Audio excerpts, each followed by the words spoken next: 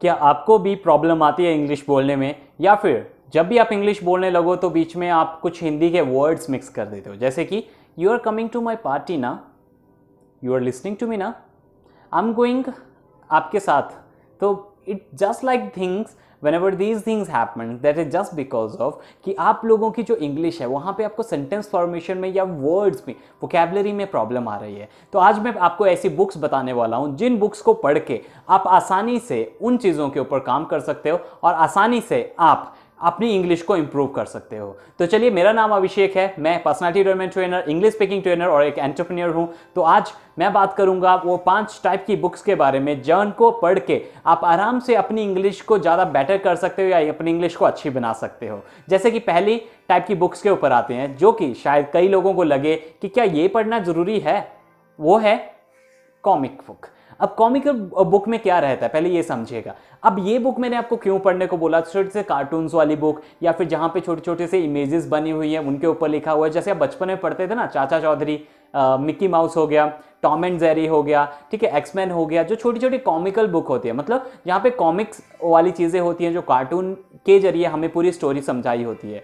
तो क्या वो चीज़ें पढ़ने से फ़ायदा होगा? डेफिनेटली होगा। उससे क्या फ़ायदा होगा? उससे ये फ़ायदा होगा कि आपका इंटरेस्ट बनेगा इंग्लिश की बुक्स पढ़ने में। क्योंकि जब आप बचपन में, अगर आपके पास मैं इस तरीके की एक किताब रख देता, या फिर अभी भी अगर मैं आपके पास इस तरीके की एक किताब रख दूं और दूसरे कार्टून वाली इंटरेस्टिंग सी किताब रखूं जहां पे फोटोज हैं, जहां पे इमेजेस अच्छे से बताए गए हैं, जहां पे स्टोरी टाइप चीज़ है, तो आप क्या पढ़ना चूज करोगे? ऑब्वियसली, चाहे हिंदी है चाहे इंग्लिश है, आप मज़ेदार चीज़ पढ़ना शुरू करोगे और मज़ेदार स्टोरियां पढ़ना शुरू करोगे। और वो मज़ेदार स्टोरियां आपको मिलती है कॉमिक बुक्स में। कॉमिक बुक्स में आप पढ़ते हो एक स्टोरी पे आप सीखते हो छोटे छोटे सेंटेंस फॉर्म करना, सेंटेंसेस बनाना, सेंटेंसेस को फॉर्म करना, सेंटेंस कैसे बोलने हैं, कौन से टेंस में क्या चीज़ करना है, और उससे आपका इंटरेस्ट भी आता है कि मैं टेंसेस सीखूं। अगर why did you come to Shimla लिखा हुआ है तो इसका मतलब क्या बनता है, why did you cheat me लिखा है तो इसका मतलब क्या बनता है, when will you come to my home लिखा है तो इसका मतलब क्या बनता है, राइट। तो जब तक इन सभी मीनिंग्स, इन सभी वर्ड्स के मीनिंग जानने हो तो आपको फिर टेंसेस थोड़े थोड़े जितने सभी को आते भी हैं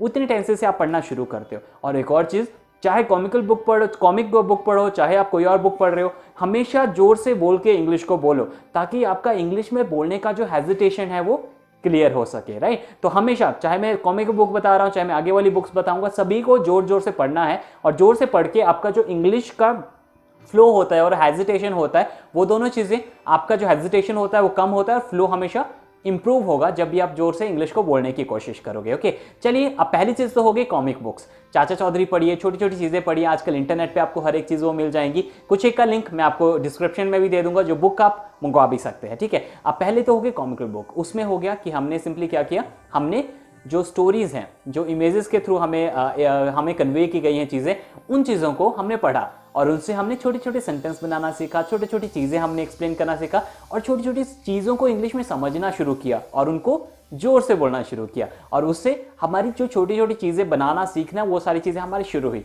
लेकिन अब कॉमिक चीज़ों पे ही अटके रह गए तो हम बड़े सेंटेंसेस या बड़े एडवांस वोकेबलरी तक नहीं पहुंच पाएंगे। तो आती है दूसरी चीज़, और वो चीज़ है हमें जाना चाहिए ऑटोबायोग्राफी की तरफ या फिर किसी की बायोग्राफी की तरफ। अब बायोग्राफी या ऑटोबायोग्राफी में फ़ायदा क्या रहता है? अब देखिए, अब उसमें आपको बताई जाती है किसी की लाइफ स्टोरी। अब लाइफ स्टोरी जब आप किसी की देखोगे, जैसे कि यहाँ पे बहुत अच्छी बुक्स है दो जो यहाँ पे लगी है, डॉक्टर एपीजे अब्दुल कलाम की ऑटोबायोग्राफी, पक्का पढ़िएगा, बहुत अच्छी बुक है और आपको बहुत हेल्प करेगी आपकी सेंटेंस फॉर्मेशन में, और सिंपल वर्ड्स में ये बुक है, आपको बहुत मजा आएगा। सेकंड, इलॉन मस्क की आप बुक देख सकते हो। थर्ड, आप नेल्सन मंडेला की बुक देख सकते हो। किसी की भी जिनकी ऑटोबायोग्राफी आपको मिलती है, महात्मा गांधी जी की ऑटोबायोग्राफी, किसी भी एक इंसान की ऑटोबायोग्राफी का बुक लीजिए और उसको पढ़ना शुरू कीजिए। देखिए, उसमें इस तरीके से चीज़ें बताई गई होंगी, जैसे कि Mahatma Gandhi was born at this place, the place was so beautiful and it was filled with so much the people who were not believing in the casteism, and they are always helping each other. They all were helping each other because they know every time they have to face the problem, then their society will help them. तो अब इसमें क्या होगा, 3-4 चीज़ें आपको ऐसी मिल जाएंगी, जैसे इनविटेबल आ गया, जैसे कि आपको आएगा सोसाइटी आ गया, जैसे एम्बिडेक्स्ट्रस आ गया, कुछ ना कुछ ऐसी चीज़ें मिलेंगी वर्ड जो आपको सर्च करने पड़ेंगे। अब पहले तो हमने कॉमिक चीज़ें पढ़ के, कॉमिक बुक्स पढ़ के पहले हमने सेंटेंसेस बनाने सीखे, सेंटेंसेस बन गए, उसके बाद हम आए ऑटोबायोग्राफी की तरफ। ऑटोबायोग्राफी में हमने चीज़ों को थोड़ा एडवांस वर्ड्स लेके गए, लेकिन ऑटोबायोग्राफी भी ईजी लैंग्वेज वाली ऑटोबायोग्राफी है जो मैंने अभी आपको 4 या 5 बताई, उनको पढ़ना शुरू कीजिए। और उनको जब आप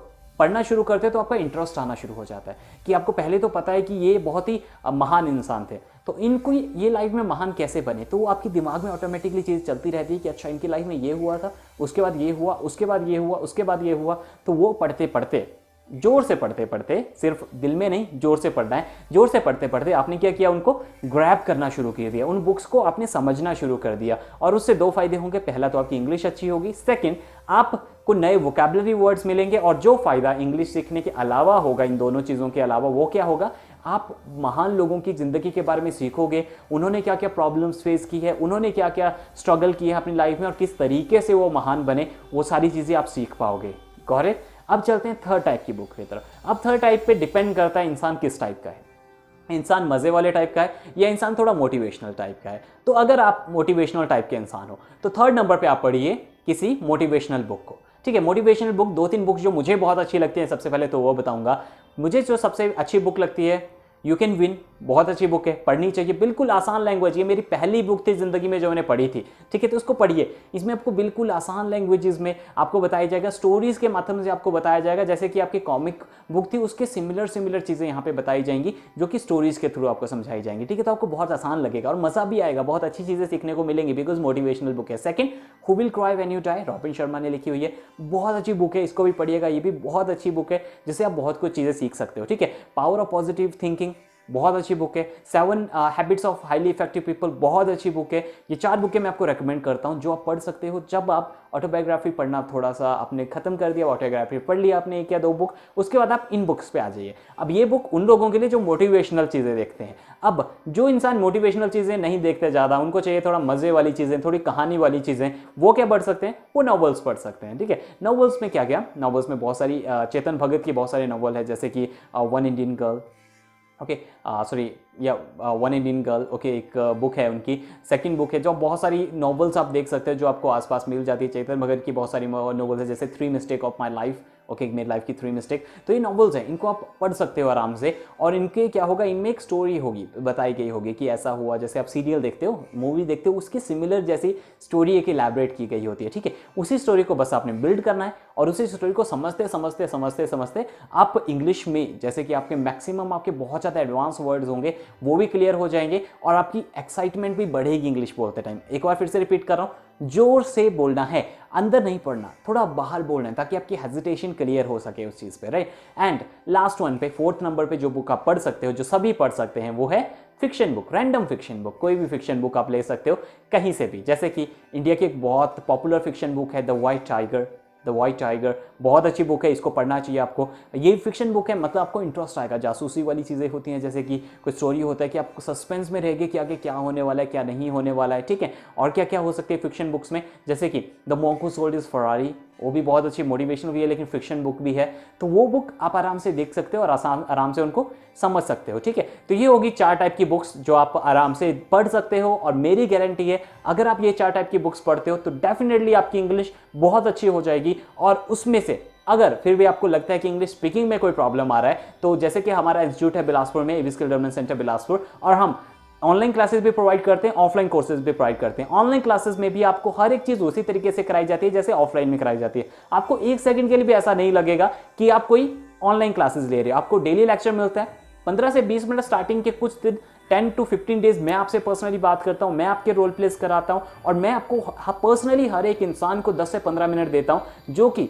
कोई भी ट्रेनर मुझे नहीं लगता कि ऐसा करेगा कि आपको पर्सनली टाइम देगा ताकि आपके बेस बन सके, बिकॉज इंग्लिश में बेस इंपॉर्टेंट है। जैसे कि मैंने बोला पहले कॉमिक बुक पढ़ो बिकॉज बेस बनाना जरूरी है, राइट। तो इंग्लिश में भी आपका बेस बहुत इंपॉर्टेंट है, तो मैं आपके लिए वो चीजें प्रोवाइड करूंगा। उसके बाद आपकी हर एक चीज पे काम होता है 45 डेज के बैच पे, आपका प्रेजेंटेशन पे काम होता है, आपके इंटरव्यूज पे काम होता है, आपके ग्रुप डिस्कशन अगर आपको करना है वर्क पे काम होता है, आपकी वोकैबुलरी पे, आपके टेंसेस पे, आपके ग्रामर पे, हर एक चीज पे हम ट्राई करते हैं काम करने में। और मेरी गारंटी है, मैं लिख के ये चीज़ दे सकता हूँ कि अगर आप घर पे बस मुझे 30 मिनट दें, 30 मिनट अगर आप घर पे देते हैं तो मैं आपकी इंग्लिश अच्छी बनाऊंगा। दिस इज अभिषेक, मैं आपकी इंग्लिश अच्छी बनाऊंगा और मैं आपकी इंग्लिश को अच्छा करूंगा। Okay, so just make sure कि अगर आपको इंग्लिश सीखना चाहते हो, इंग्लिश स्पीकिंग सीखना चाहते हो, ज्यादा बेटर तरीके से सीखना चाहते हो, एक्सेंट सीखना चाहते हो, ट्रेनिंग करना चाहते हो, एक्सेंट ट्रेनिंग करना चाहते हो, contact us on number which are being shown on the screen और अपना सीट रिजर्व कीजिए अगले बैच के लिए। Okay, thank you, have a really nice day. और मैं चाहूंगा कि आप ये पीछे वाली जो बुक्स हैं इनको पढ़िए और अपनी इंग्लिश के वोकैबुलरी और इंग्लिश का बोलने का तरीके को ज्यादा से ज्यादा बेटर कीजिए। Thank you, thanks everyone.